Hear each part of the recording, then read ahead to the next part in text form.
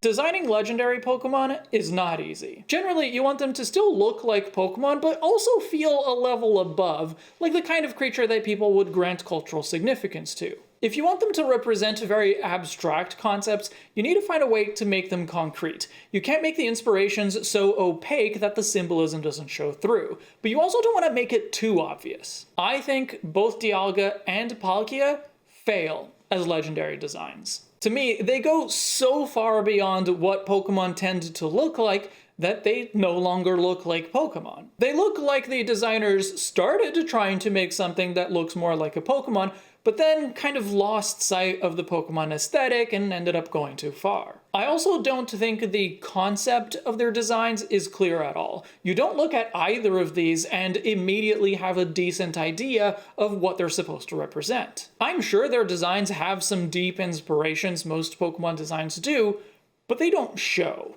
And on top of that, they are ugly. Look at these faces only a mother could love. To me, Dialga and Palkia are bottom tier legendary designs. They are also bottom tier legendary Pokemon, but that's not what I'm talking about. So I decided that to celebrate, the imminent releases of Brilliant Diamond and Shining Pearl, I would redesign them. Only one problem. I said at the start that designing legendary Pokemon isn't easy.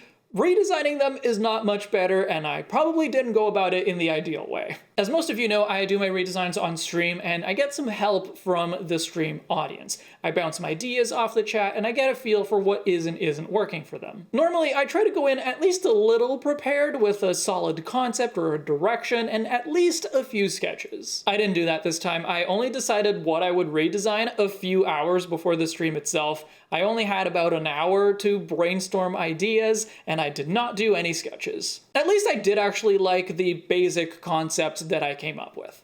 I wanted them to look more animalistic rather than just being big honkin' kaiju. So to represent time, I wanted to base Dialga on animals that have famously long lifespans, and to represent space, I wanted to use animals that have exceptionally large migrations. So animals that cover a lot of time versus animals that cover a lot of space. Dialga started as an amalgamation of giant tortoise, elephant, and immortal jellyfish with a sundial on its back. I tried making the shell work both as a tortoise shell and as the dome of a jellyfish, but that just didn't look right.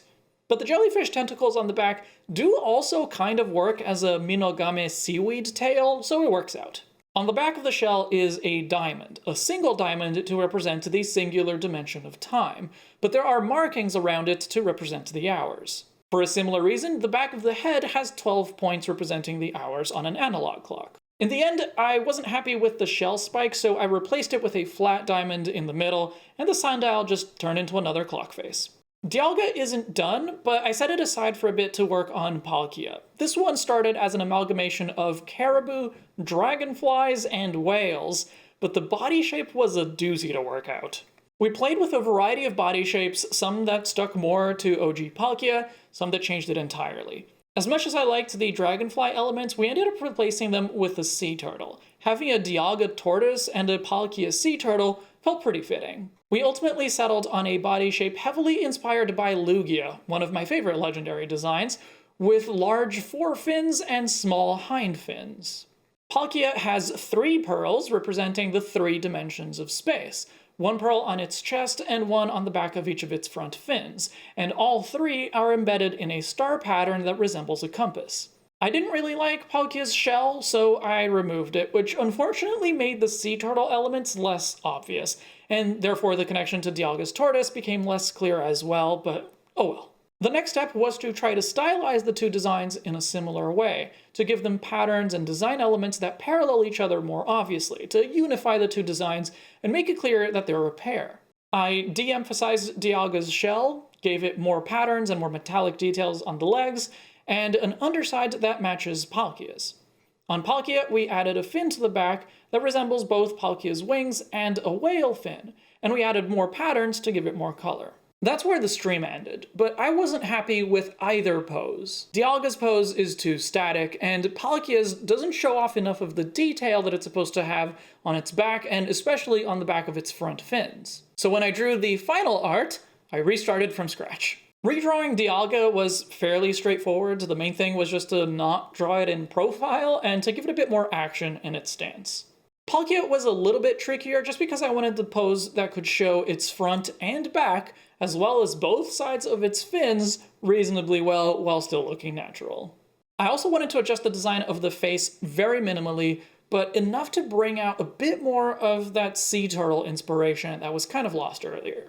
And here they both are side by side. I'm pretty satisfied with the end result, more than I was by the end of the stream actually.